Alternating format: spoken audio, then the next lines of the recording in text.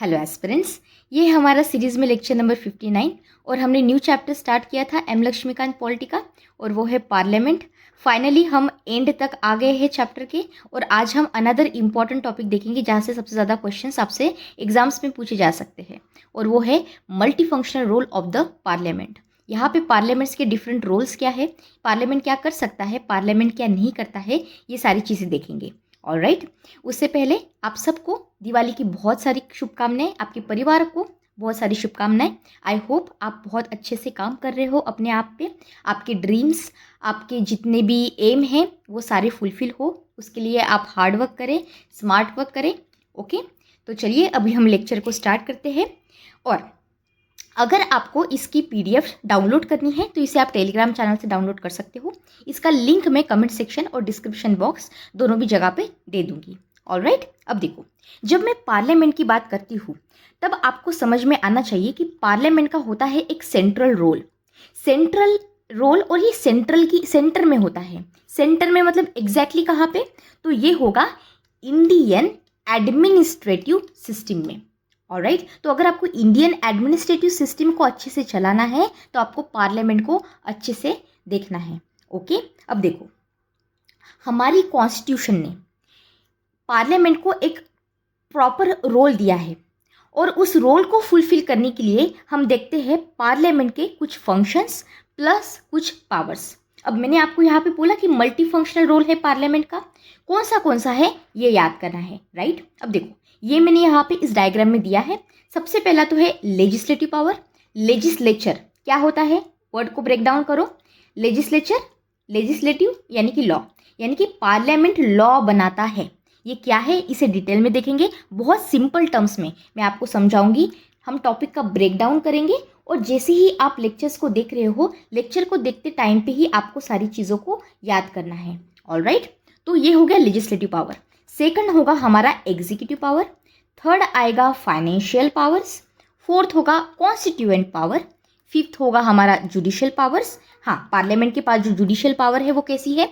इसके बाद जो सिक्स्थ है इलेक्टोरल पावर्स और seventh other powers. Other powers में जो बची कुछ चीज़ें हैं ये सारी यहाँ पे आ गई है।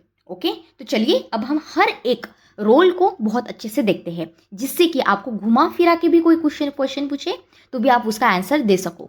तो सबसे पहला जो है वो होता है हमारा legislative power of the parliament. ये कैसा है, अब देखो, ये समझने से पहले हमें ये समझना है कि इसका मेन फंक्शन या फिर मेन आइडिया क्या है।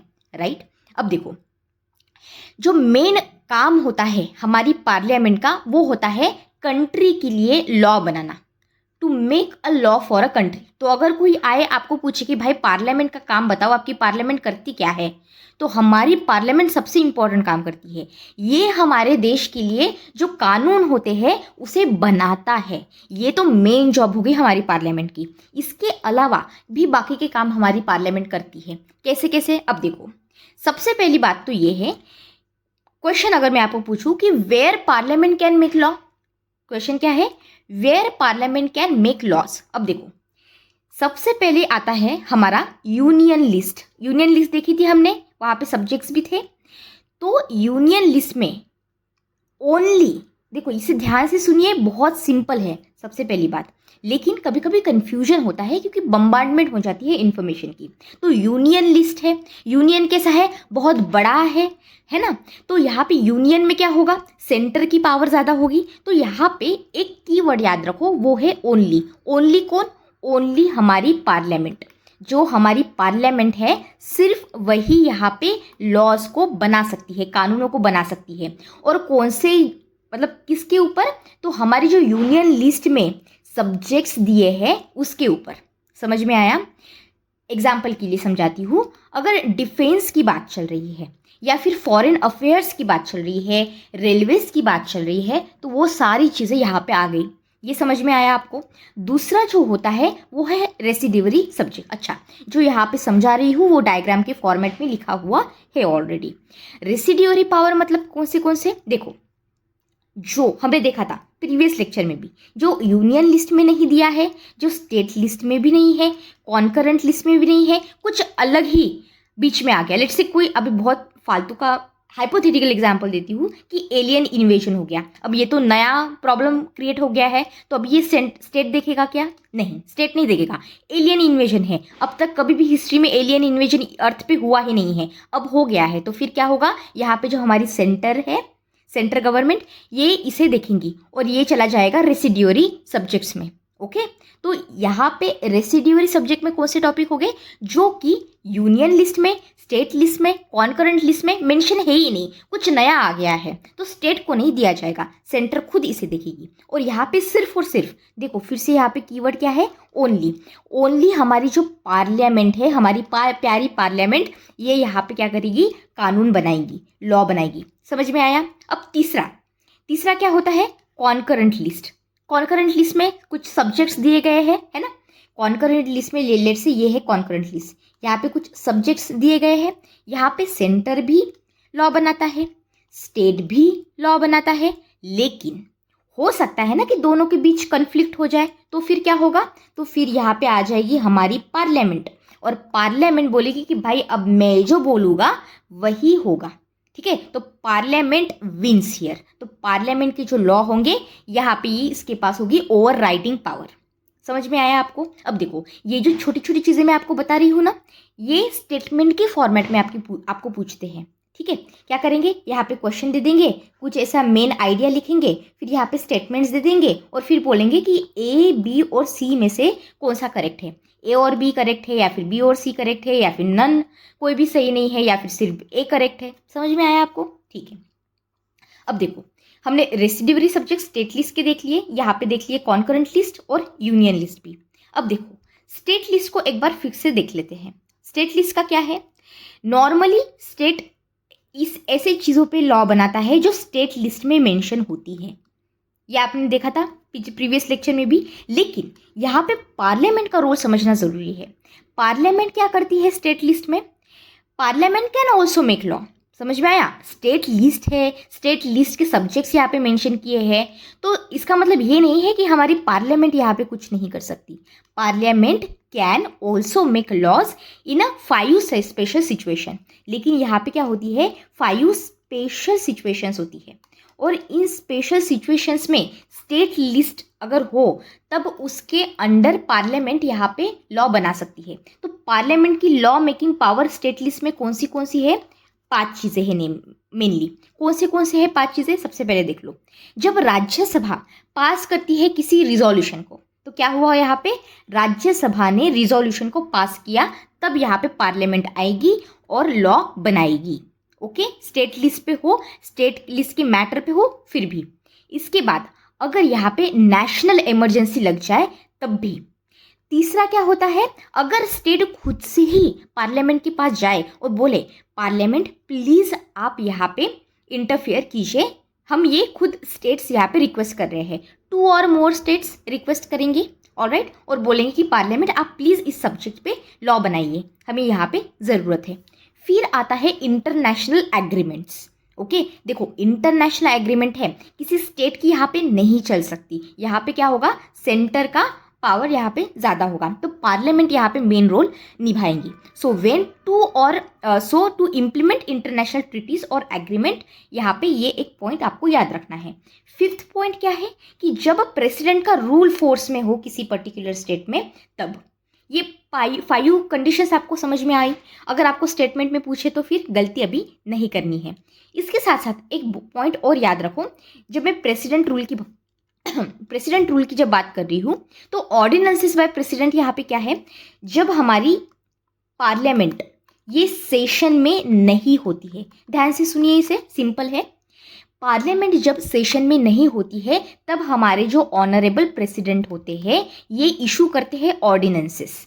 ये आपको पता है, ऑर्डिनेंस का मतलब क्या हुआ? कि ये एक टेम्पररी लॉ होता है जब पार्लियामेंट सेशन में नहीं होती है।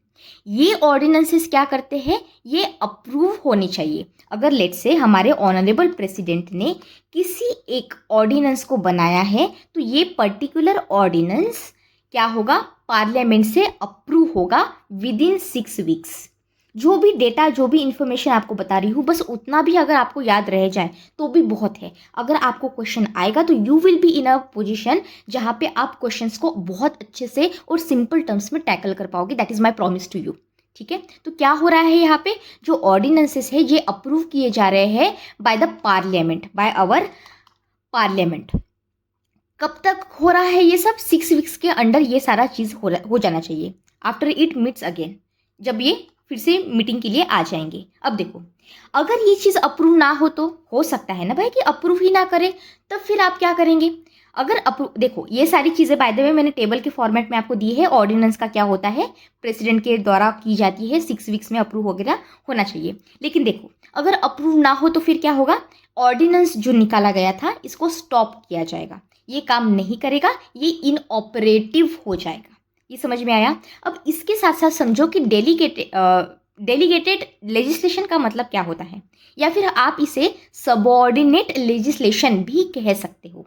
तो अगर सबऑर्डिनेट लेजिस्लेशन आए या फिर ये पर्टिकुलर कीवर्ड आए, आपको गलती नहीं करना है। पार्लियामेंट जो होती है, हमारी प्यारी पार्लियामेंट क्या करती है यहाँ पे? बेसिक, आप ऐसा बोल सकते हो कि स्केलेटन बनाती है। स्केलेटन आपको पता है ना? ठीक है, स्केलेटन, या फिर ऐसे बोलो कि बेसिक लॉ बनाती है। क्या करती है? बेसिक लॉज बनाती है। और ये क्या करता है? ये पावर देता है हमारे एग्जीक्यूटिव्स को कि आप जो डिटेल रूल्स है इसके बेसिस पे उसे बनाएं। डिटेल्ड रूल्स रहेंगे विद इन द फ्रेमवर्क। आपको जो फ्रेमवर्क दिया गया है या फिर स्केलेटन दिया गया है, इसके दायरे में रह के आपको डिटेल में लॉज बनाने हैं। ये एग्जीक्यूटिव को ये करता है। इसके साथ साथ ये जो सारी प्रोसेस मैंने यहाँ पे ब्लू पेन में लिखी है, इसे ही हम कहते हैं डेलीगेटेड लेजिस्लेशन या फिर एग्जीक्यूटिव लेजिस्लेशन। और एक वर्ड है यहाँ पे, क्या कहते हैं हम इसे? Executive legislation. ओके, तो एग्जीक्यूटिव लेजिस्लेशन, इसके साथ साथ डेलीगेटेड लेजिस्लेशन, कोई भी आए गलती नहीं करना आप। और ये जो रूल्स होते हैं ये बाद में प्लेस किए जाते हैं बिफोर द पार्लियामेंट। क्यों कर रहे हैं? ये पार्लियामेंट के सामने क्यों रख रहे हैं? आप चेक कर लो एक बार, बस इतना ही है और कुछ नहीं है। अंडरस्टूड? तो ये आपका टॉपिक हो गया है, इसमें गलती नहीं करना आप। और जैसे ही लेक्चर हो जाए तो please please, I know holiday का टाइम चल रहा है, लेकिन थोड़ा बहुत यहाँ वहाँ पे आज तो आप बिल्कुल एंजॉय कीजिए। You deserve this holiday. Okay, तो दिवाली भी सेलिब्रेट कीजिए अपनी फैमिली के साथ, आपके फ्रेंड्स के साथ थोड़ा टाइम बिताइए। And then after that you got to back to the work, right? Back to work. Okay, अब ये समझ में आ गया आपको टॉपिक? ठीक है, अब देखो नेक्स्ट हमारा टॉपिक है कि भाई राज्यसभा की पोजीशन क्या है, अपर हाउस, और इसके बाद हमें कंपैरिजन करना है टू द लोअर हाउस। ठीक है, अब इसे हम देखेंगे मेनली 3 पार्ट्स में। कितने पार्ट्स में देखेंगे? 3 पार्ट्स में। ओके, अब देखो सबसे पहला पार्ट समझो। अब जो भी चीज़ें मैं आपको पेन के साथ यहाँ पे लिख के दे रही हूँ वो सारी की सारी यहाँ पे डायग्राम के फॉर्मेट में है। ओके, तो कंफ्यूजन आपको क्रिएट नहीं करना है। अब पहली चीज़ क्या है, ध्यान से सुनिए।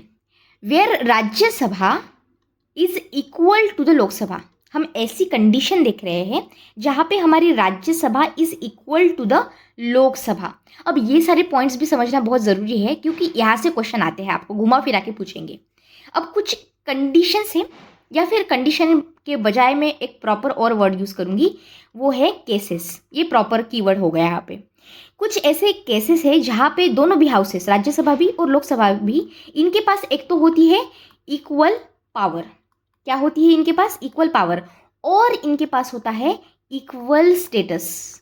तो हम पावर की भी बात कर रही है और स्टेटस की भी बात कर रहे हैं।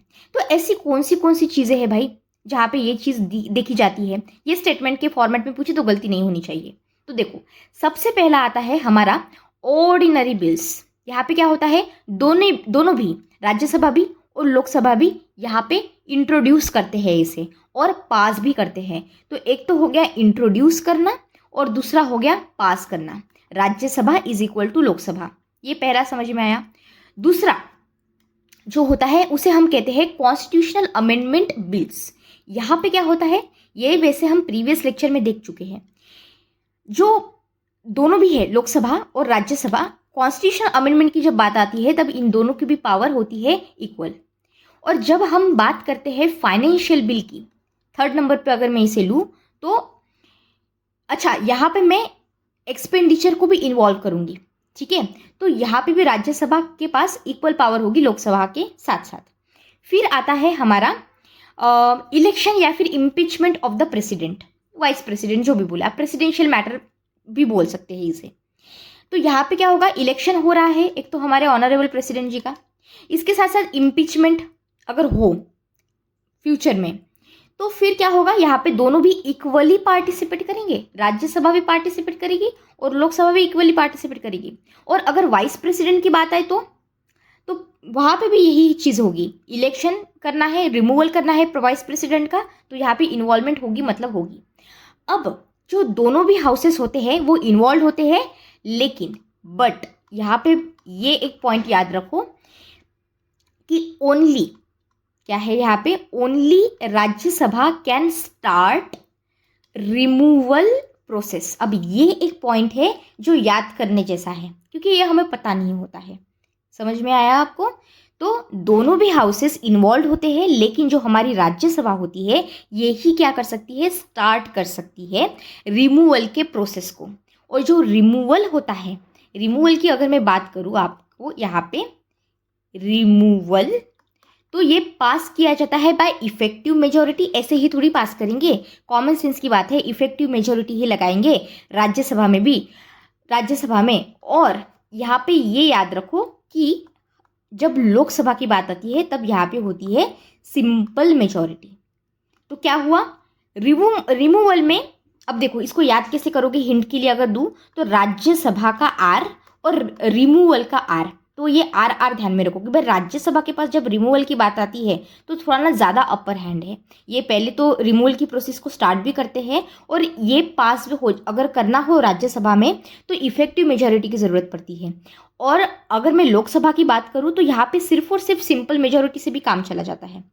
और अगर मैं रिमूवल की रिकमेंडेशन की बात करूँ, जैसे कि जजेस कोई है उनका रिमूवल रिकमेंड करना है, या फिर हमारे जो CAG होते हैं या फिर CEC होते हैं, ये दोनों भी both make recommendations to the president of India, ठीक है। तो क्या होगा, फॉर जजेस CAG और CEC both make recommendations for the president.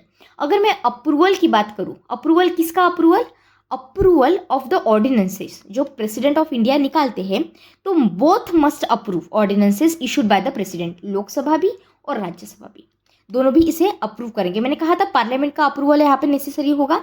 और कई बार हमने प्रीवियस लेक्चर में भी देखा है कि इमरजेंसीज की भी यहाँ पे बात आती है।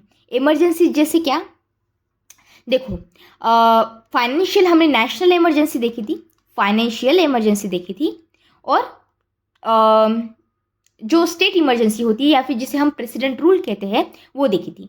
तो अगर इन इमरजेंसीज का अप्रूवल देखना हो तो भी यहाँ पे ये आता है। इसके साथ साथ selection of the ministers including prime minister, तो हम मिनिस्टर को इंक्लूड कर रहे हैं, इनका सिलेक्शन कर रहे हैं इंक्लूडिंग प्राइम मिनिस्टर। तो minister can be from either house, Rajya Sabha से भी मिनिस्टर हो सकते हैं, लोकसभा से भी मिनिस्टर हो सकते हैं, लेकिन but they are responsible only to the Lok Sabha. ये जो भी सारे मिनिस्टर एक बार जब इनका सिलेक्शन हो जाएगा तो सिलेक्शन के बाद ये रिस्पॉन्सिबल हो गए हमारे लोकसभा को, दैट इज लोअर हाउस। और जो रिपोर्ट्स होती है, किसकी reports, reports of the constitutional bodies, ठीक है। तो जैसे both consider reports from CAG, UPSC या फिर फाइनेंस कमीशन वगैरह, इनकी भी रिपोर्ट्स यहाँ पे देखी जाती है। अब एनलार्जमेंट, पावर एनलार्जमेंट, ये पॉइंट क्या है, तो जो दोनों भी होते हैं लोकसभा और राज्यसभा, ये अप्रूव करते हैं expansion of jurisdiction of the supreme court and UPSC। Okay, ये एक छोटा सा पॉइंट है, ये आपको याद रखना है। एनलार्जिंग द पावर क्या करते हैं, both can approve expansion of the jurisdiction. Jurisdiction का मतलब मैंने आपको समझाया था, तो ये सुप्रीम कोर्ट और UPSC इन दोनों का भी एनलार्ज कर सकते हैं। अब देखो यहाँ पे क्वेश्चन ये आता है कि where Rajya Sabha is unequal to Lok Sabha. हमने तो देखा कि, अब देखो ये जो ऊपर की सारी जो चीज़ें मैंने यहाँ पे देखी, ये किस लिए थी कि जहाँ पे राज्यसभा और लोकसभा इक्वल थे, राइट। पर ऐसी भी तो कंडीशंस हो सकती है ना जहाँ पे राज्यसभा लोकसभा की इक्वल ना हो, लोकसभा राज्यसभा की इक्वल ना हो। तो ऐसी भी कंडीशंस, ऐसी भी केसेस हमें पता होनी चाहिए, राइट। अब ऐसे कौन से केसेस है, आपको बहुत अच्छे से, जल्दी से आप कॉमन सेंस लगाइए, हम प्रीवियस लेक्चर्स में बहुत अच्छे से देख चुके हैं। क्या था जल्दी से बताइए। ये था एक मनी बिल। मनी बिल में हमने देखा था किसका अपर हैंड होता है, हमने देखा था कि it can be introduce only in Lok Sabha. इसके साथ साथ देखा था कि राज्यसभा में आप इसको इंट्रोड्यूस नहीं कर सकते हैं, तो फिर यहाँ पे अपर हैंड किसका हुआ, Lok Sabha is greater than Rajya Sabha here. Mathematical format में देखते हैं क्योंकि अच्छे से याद हो जाएगा। तो मनी बिल में समझ में आया आपको, राइट। दूसरी चीज भी हमने देखी थी जहाँ पे दोनों इक्वल नहीं होते हैं, क्या था वो, राज्यसभा जो है ये रिजेक्ट नहीं कर सकता या फिर अमेंड नहीं कर सकता मनी बिल को, है ना। और अगर इनको रिटर्न करना हो राज्यसभा को मनी बिल को, तो ये 14 डेज के अंदर सारा का सारा काम इनको करना पड़ेगा, विथ और विदाउट द सजेशंस। तो यहाँ पे हमने देखा था कि सजेशंस इंक्लूड होगे भी या फिर नहीं भी होगे। इसके साथ फिर हमने देखा था कि जो लोकसभा होती है इनका डिसीजन होगा फाइनल, इट मे एक्सेप्ट या फिर reject the suggestion which is given by Rajya Sabha, ये भी हमने देखा था और इस पर क्वेश्चंस भी आते हैं पेपर में।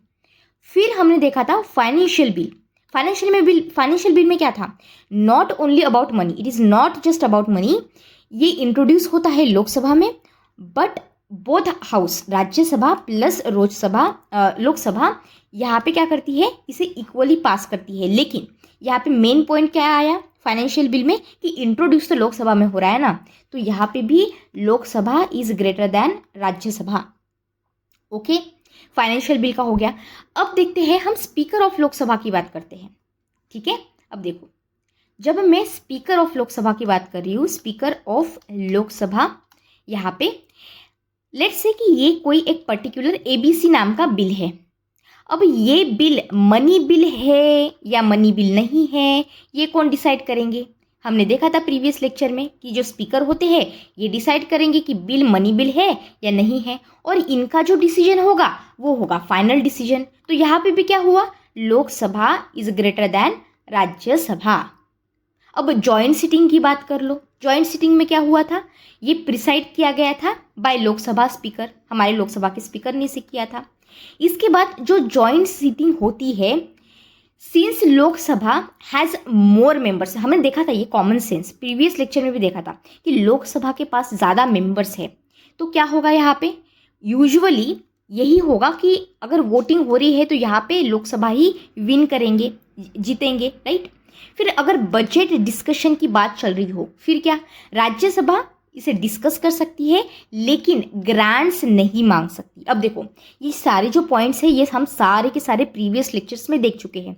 यहाँ पे क्या हो रहा है, आपका रिवीजन हो रहा है, राइट। यहाँ से ही घुमा फिरा के क्वेश्चन पूछते हैं और आपको समझ में आ रहा होगा कितना ईजी है, राइट। बस थोड़ी चीज़ें हैं यहाँ वहाँ पे, अगर वहाँ पे आपकी कन्फ्यूजन ना हो तो सब सही चलेगा, राइट। बजट का डिस्कशन हो गया। और एक डिस्कशन था, हमने देखा था अगर नेशनल इमरजेंसी को एंड करना है तो फिर क्या होता है, ओनली, क्या आया यहाँ पे कीवर्ड आया, ओनली लोकसभा इसका रिजोल्यूशन को पास करेंगी टू एंड इट। तो यहाँ पे भी क्या हुआ, Lok Sabha is greater than Rajya Sabha, ऐसा बोल सकते हैं हम। फिर आता है फेमस हमारा नो कॉन्फिडेंस मोशन, ये तो बहुत ही फेवरेट टॉपिक है। यहाँ पे क्या होता है, ओनली, क्या है, only Lok Sabha can remove the government. Okay, ये समझ में आया। राज्यसभा क्या करती है फिर यहाँ पे, लोकसभा कब से लोकसभा ही कर रहे हैं हम, राज्यसभा यहाँ पे इट कैन डिस्कस, आप डिस्कस कीजिए, आप क्या कीजिए, आप क्रिटिसाइज भी कर सकते हैं अगर आपका मन हो, लेकिन आप डिसमिस नहीं करना, you can not dismiss the government. तो अगर स्टेटमेंट में बोले कि Rajya Sabha can discuss, Rajya Sabha can criticise, but Rajya Sabha can not dismiss the government, तो वो होगा स्टेटमेंट ट्रू, गलती नहीं करनी है यहाँ पे। फिर आती है स्पेशल पावर ऑफ राज्यसभा, जिस पे क्वेश्चंस आ सकते हैं। क्या है स्पेशल पावर हमारी राज्यसभा की, special power of our Rajya Sabha. अब देखो, राज्यसभा के पास 4 ऐसी एक्सक्लूसिव पावर्स होती है जो लोकसभा के पास नहीं होती है, जो आपको 100% पता होना चाहिए क्योंकि ऐसे ही तो क्वेश्चन पूछेंगे। अब आप देखो, राज्यसभा के पास 4 तरह की डिफरेंट एक्सरसाइज है, पावर्स है, जो कि किसके पास नहीं है, लोकसभा के पास नहीं है। कौन सी है भाई, सबसे पहला जो होता है वो है ऑथराइजेस पार्लियामेंट क्या करता है राज्यसभा? ऑथराइज करता है हमारी पार्लियामेंट को कि भाई आप लॉ बनाइए ऑन द स्टेट लिस्ट के सब्जेक्ट्स पे। कौन सा है ये आर्टिकल? आर्टिकल 249। आर्टिकल को हम क्या करेंगे ना, एक स्पेशल लेक्चर लेंगे और वहाँ पे हम सारे के सारे जितने भी लेक्चर्स, जितनी भी आर्टिकल्स है उसे हिंट के साथ याद करेंगे, ठीक है। थोड़ी सी वियर्ड हिंट होगी, लेकिन इससे क्या होगा, देखो यूपीएससी जनरली 1 से 2 क्वेश्चन पूछती है, एक तो क्वेश्चन होता ही है, लेकिन जब आप स्टेट पीसीएस के एग्जाम्स देते हो तो वहाँ पे ना आर्टिकल्स पूछना बड़ा फेमस होता है। 2 से 3 क्वेश्चंस तो आते ही आते हैं आर्टिकल्स के ऊपर। तो हम क्या करेंगे ना, एक वीडियो में पूरा कवर कर लेंगे। अगर आपको ये चाहिए तो प्लीज़ आप मुझे कमेंट सेक्शन में बता दीजिए कि आपको लेक्चर कब चाहिए और बनाना है कि नहीं बनाना है, ओके। तो अभी के लिए याद रखो कि आर्टिकल नंबर 249 है, जहाँ पे बोल रहा है कि जो राज्यसभा है ये ऑथराइज करेगा हमारी पार्लियामेंट को कि पार्लियामेंट आप आइए, लॉ बनाइए हमारी स्टेट लिस्ट पे। कितना अच्छा है, समझ में आया। दूसरा क्या है? दूसरा ये करता है, ऑथराइज करता है creation of all India services both for centre as well as states. और ये कौन सा आर्टिकल है? Article number 312 of the constitution, 312। फिर आता है थर्ड पॉइंट, यहाँ पे ये इनिशिएट करते हैं रिमूवल ऑफ हमारे वाइस प्रेसिडेंट, और ये होता है आर्टिकल नंबर 67। और फिर जो फोर्थ पावर है वो क्या है? ये अप्रूव करते हैं इमरजेंसी प्रोक्लेमेशन को, जब लोकसभा को डिसॉल्व किया जाता है। और फिर यहाँ पे क्या होगा, राज्यसभा का अप्रूवल मिल जाएगा। तो राज्यसभा का अप्रूवल बस इतना काफ़ी है जो इस चीज़ को वैलिड करेगा। अब आर्टिकल कौन सा आता है यहाँ पे? आर्टिकल आता है 352, आर्टिकल 356 और आर्टिकल नंबर 360। अब आपको ये सारी चीज़ें सुनी सुनी लग रही होगी, क्यों? क्योंकि हमने ये सारी चीज़ें प्रीवियस लेक्चर में देखी थी जब हमने राज्यसभा को स्टडी किया था, अगर आपको अच्छे से याद हो तो, है ना। अगर मैं यहाँ पे राज्यसभा की ओवरऑल पोजीशन देखूँ तो मैं ये कह सकती हूँ कि Rajya Sabha is not as weak as Britain's House of Lords. Britain का हमने हाउस ऑफ लॉर्ड्स देखा था, तो यहाँ पे क्या होता है, it's not as strong as America senate. देखो राज्यसभा जो है ये इतनी भी वीक नहीं है, कितनी वीक नहीं है, ब्रिटेन की हाउस ऑफ लॉर्ड्स की जैसे, लेकिन इतनी स्ट्रांग भी नहीं है जब हम अमेरिका की सेनेट की बात करते हैं। तो अगर मैं यहाँ पे इंडिया को रखूँ, यहाँ पे अगर ब्रिटेन को रखूँ और यहाँ पे अगर अमेरिका को रखूँ, तो यहाँ पे हमारे इंडिया का आएगा राज्यसभा, ब्रिटेन का यहाँ पे क्या आएगा, हाउस ऑफ लॉर्ड्स, और अमेरिका का क्या आएगा, यहाँ पे आएगा अमेरिका का सेनेट। यहाँ पे ये क्या कहलाते हैं, इसको सेनेट कहते हैं। तो क्या है, जब हम हाउस ऑफ लॉर्ड देखते हैं तो ये थोड़ा वीक है, तो हमारी सिस्टम, हमारी राज्यसभा इतनी वीक नहीं है। और जब हम सेनेट को देखते हैं तो अमेरिका का सेनेट बहुत स्ट्रांग है, तो हमारी राज्यसभा इतनी स्ट्रांग भी नहीं है। हमने देखा था जब हम सिलेबस देखते हैं यूपीएससी का, वहाँ पे हमने देखा है कि हम हमारे कॉन्स्टिट्यूशन को दूसरी कंट्री के कॉन्स्टिट्यूशन से कंपेयर करते हैं, वहाँ पे टॉपिक ही दिया गया है। तो ये वाला पर्टिकुलर पॉइंट आपको याद रखना है कि हमारी राज्यसभा कैसी है when it compare to the USA और ब्रिटेन, ओके। अब देखो इंपॉर्टेंस और यूटिलिटी को समझो हमारी राज्यसभा की क्या है। Rajya Sabha even though it has a fewer power, come he power है ना, हमने देखा था। अगर हम कंपेयर करें ओवरऑल, अगर मैं ओवरऑल कंपेयर करूँ राज्यसभा और लोकसभा में, तो आप क्या कहोगे कि राज्यसभा का अपर हैंड है, यहाँ पे राज्यसभा के पास ज़्यादा पावर है अगर मैं दोनों को भी कंपेयर करूँ। लेकिन अगर मैं लोकसभा का ज़्यादा पावर है जब मैं कंपेयर करूँ लोकसभा और राज्यसभा में। लेकिन राज्यसभा के पास कम पावर होने के बावजूद एक चीज़ है, वो क्या है कि राज्यसभा बहुत यूज़फुल है। कैसे यूज़फुल है? तो देखो ये चेक करता है, इट चेक्स हरिडली और poorly made law of Lok Sabha. अगर लोकसभा में किसी लॉ को बनाया है तो वो जल्दबाजी में ही क्यों ना हो, बहुत अच्छे से भी क्यों ना हुआ हो, लेकिन ये चेक तो करता है कम से कम, ये एक बात है। दूसरा क्या है, ये अलाउ करता है कि जो एक्सपर्ट्स होते हैं या फिर प्रोफेशनल्स होते हैं अब एक्सपर्ट और प्रोफेशनल्स कौन, आपको पता है, हमारे ऑनरेबल प्रेसिडेंट नॉमिनेट करते हैं 12 लोगों को।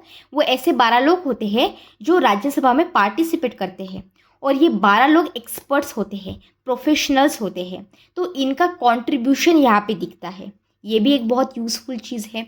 इसके साथ साथ ये प्रोटेक्ट करता है स्टेट की जितने भी इंटरेस्ट है उसको। अब जब भी मैं स्टेट की इंटरेस्ट की बात करूँ तब आपको जल्दी से क्लिक होना चाहिए, और आपको इसको लिंक करना है कहाँ से, कोऑपरेटिव फेडरलिज्म से। कोऑपरेटिव फेडरलिज्म का मतलब क्या होता है ये मैंने आपको समझाया है, तो जल्दी से ये चीज़ लिंक होनी चाहिए। तो ये प्रोटेक्ट करता है स्टेट की इंटरेस्ट को, maintaining the federal balance. Cooperative federalism क्या क्या बात कर रहे हैं हम, फाइनली हम यही बात कर रहे हैं कि फेडरल बैलेंस को हमें क्या करना है, मेंटेन करना है। तो यहाँ पे समझ रहे हो राज्यसभा का कितना इंपॉर्टेंट रोल है। ऐसे ही आपको चीज़ों को लिंक करना है, समझ में आया, एक चीज़ यहाँ से उठाई और दूसरी जगह पे लगा दी। तो ज़्यादा पढ़ना नहीं है, लेकिन कम चीज़ों को बार बार पढ़ते रहना है, जिससे कि आप यहाँ की चीज़ को दूसरी जगह पे यूज़ कर सको, बस इतना ही है। समझ में आया, ठीक है। अब देखो इसके बाद होती है पार्लियामेंट्री प्रिविलेजेस की चीज़ें, तो इसे हम नेक्स्ट लेक्चर में देखेंगे, और जो पार्लियामेंट का चैप्टर है इसे हम पूरा कंप्लीट करेंगे। ओके, और प्लीज़ आप अच्छे से पढ़ाई करके रखिए, रिवाइज करते रहिए। आपको फिर से दिवाली की बहुत सारी शुभकामनाएं। अगर आपको मेरा काम पसंद आता है तो please subscribe to the channel.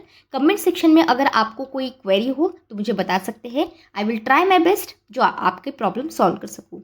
Alright, और आप इस वीडियो को आपके दोस्तों के साथ भी शेयर कर सकते हैं, जिससे मेरा भी मोटिवेशन बढ़े।